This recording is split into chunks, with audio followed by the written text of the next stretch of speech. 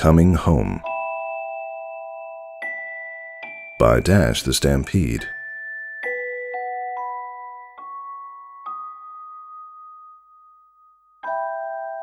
The entry bell tinkles, a bright, happy ring echoing through the humble shop I call home.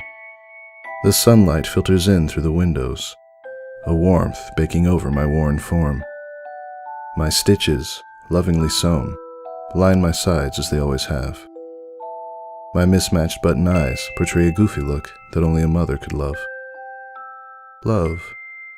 I want to be loved. For countless days I have sat upon these dusty shelves, watching, waiting, for her, the one who is destined to call me her own, the filly who will cradle me in her arms, pour her troubles into my pain-absorbent fabrics, and hold me closer than she holds her own heart. I will guard her and guide her, keep her safe, and love her, no matter the troubles I may face. I look forward to that moment each and every passing day, in the hopes that I, too, may be loved. I am but a humble menagerie of love and dedication, with a hefty helping of a loving touch. My buttons are worn and smooth, my stitches tight and appealing, and my smile infectious in its simplicity. For many a day I await her presence, the one whose warmth will also be mine to share, and whose embrace will fulfill my destiny. I await the foal who has inexplicably trotted directly into the store, the entry bell dingling as it sways with a gentle outside breeze. Outside. A colt walks through, short, stubby, his hooves dirtied with the mud of a long day's play. My fabric sags as I realize he will not be coming for the likes of me. I watch, forlorn, as he trots across the shop, passing by me like a cool summer breeze, before reaching out for a new ball and bat set. As he leaves, purchase in tow, I am filled with the sadness of knowing another night will pass by without my hooves in a caring embrace. As the lights to the shop dim, casting the room into darkness, I see the stars twinkling in the twilight sky. I look about me, at the dwindling shelves, the bare spaces marking toys' presences no longer needed, having been fulfilled and loved. My gaze washes over a scant few toys, their once immaculate forms broken by inquisitive youngsters, or by accidental use. The poor things won't be given so much as a second glance. And yet, they've got more love than me. The door shuts with a creak, the wooden barrier separating me from the loving grasp of my destiny as my creator takes his leave. I sigh, resigned to another night upon these shelves, awaiting my destined one. My heart forever aches to be with her. I have no doubt she feels the same.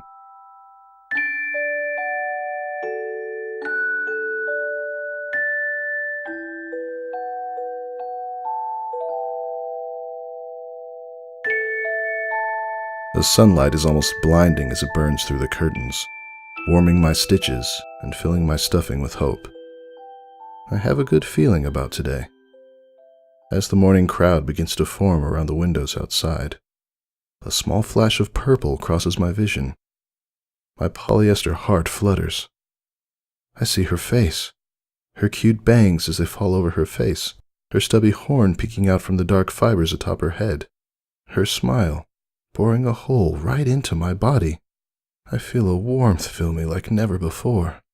In a brief flash of a second she is gone, not but a wisp of a memory now, her infectious wonder and happiness filling me with satisfaction, even as her form is lost to the numerous crowds shuffling by. The bell tingles, my creator stumbling in.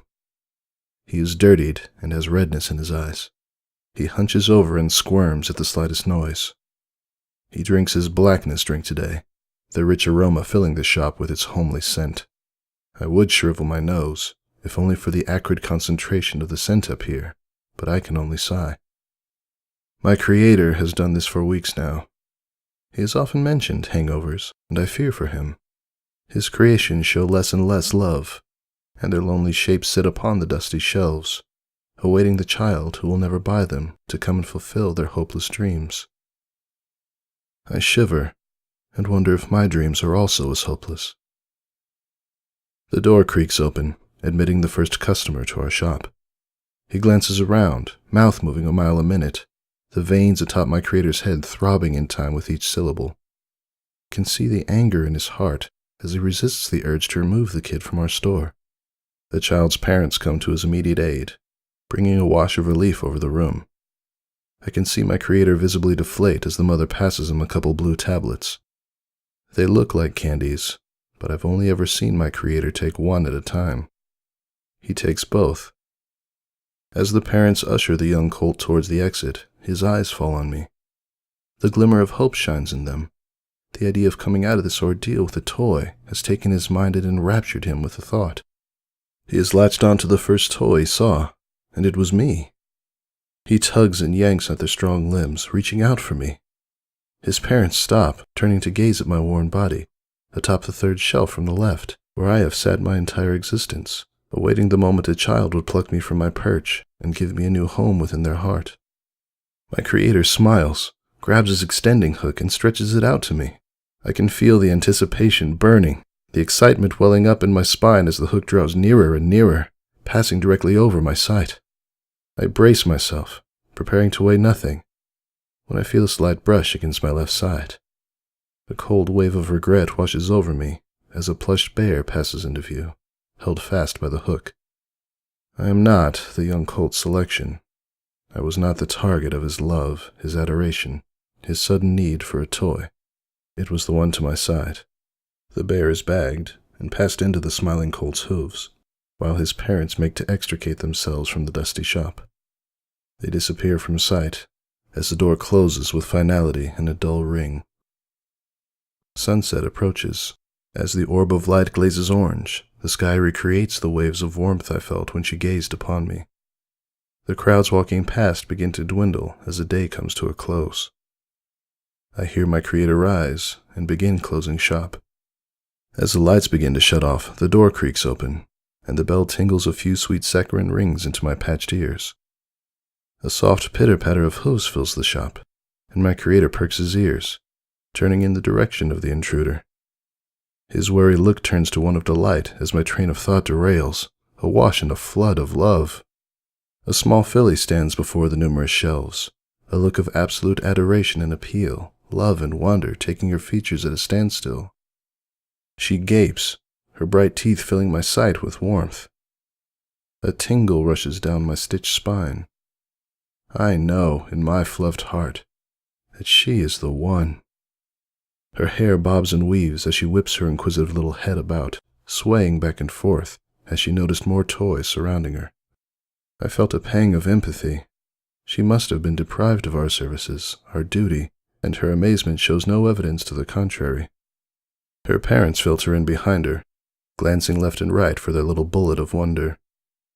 "Twilight, where are you, sweetie?" Twilight. My mind fills with images of the night sky, the swirls of the cosmos filling the expanse as the dying hues of the blazing sunset fade from view. It is a beautiful name for a beautiful filly, and I feel my stuffing swell with hope. She carries in her magic a solitary book. A glance to my side reveals my notebook and pencil, with which I can connect with her and form a bond stronger than family. I will form friendship. She gazes about the room, her bright eyes digging, scouring the dwindling shelves for something. Her analyzing gaze draws near to me, and I feel as though butterflies have taken residence in my chest.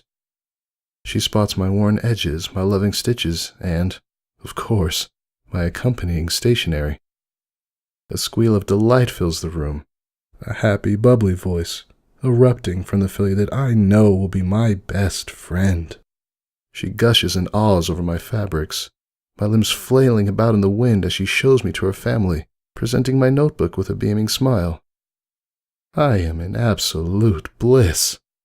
Waves of joy flow through me, filling me with a greater warmth than a day of the summer sun as she hugs me close, filling my fibers with her scent. She looks me over, searching for something that eludes me until I hear those fateful words, the words that I had forgotten, put out of my mind, because I believed I'd never hear them again. She speaks like an angel's song, and the heavenly chorus sings my name with the love that I have missed for all these long days and nights. It fills me with purpose and gives me new hope. Smarty pants. A slight pause. You're just like me. We can study together and read, and I can show you the princess's library. My world shakes and rattles as she leaps about the store, calling my name, delight in her step and happiness on her smile.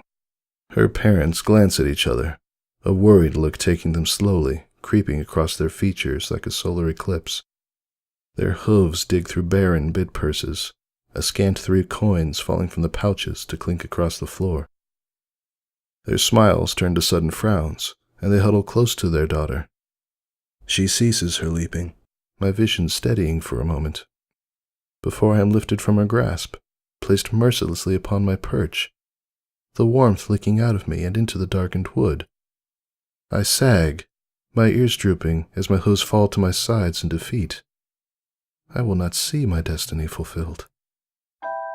Tears well in her eyes as she reaches for me with her magic. The lavender aura tugs at my limbs, while my creator's hook holds me back, keeping my body in a tug of war between the 2 souls who would love me. Her parents usher her out, amidst her wailing cries for me and her struggling hooves. No matter how many tears stream down the poor filly's face, her parents continue onward. My creator just stares after them, heartbreak in his eyes. He slumps before looking at me with a weary gaze. Countless closing times have graced me with their ceremony and sadness. I can tell, as my creator bundles my stationery and my tear-soaked limbs into a box, that they shall plague me no more. My world is thrown into darkness, the top of the box sealing me away from these shelves I have called my home for years. I think back to the day I was created, made to sit upon the first shelf ready for purchase. Countless days with my creator, awaiting the day I would become complete, and I would find my other half, the half with a heart. As the box shifts and moves, I hear the faint tinkle of that fateful bell ringing through my fabric ears. A bristle of excitement drips down my stitched spine, filling my hooves with the same warmth I felt in her embrace. I hear her cries pick up in volume as my creator draws near. I hear his muffled cry, "Wait, wait, young child." And I hear the pain in his heart. He does not want my time to be up, and yet he is happy. Happy to see my purpose fulfilled. Her sobs come to a racking halt, her shuddering breaths permeating the atmosphere. Yes? Her voice cracks on the last syllable. I can tell her tears are still flowing. "You forgot something, young miss." My box shifts as I feel a softer, lighter set of hooves take my weight into their grasp. I bubble with joy and anticipation. I can feel it in every fiber and stitch. I have been waiting my entire life for this one moment.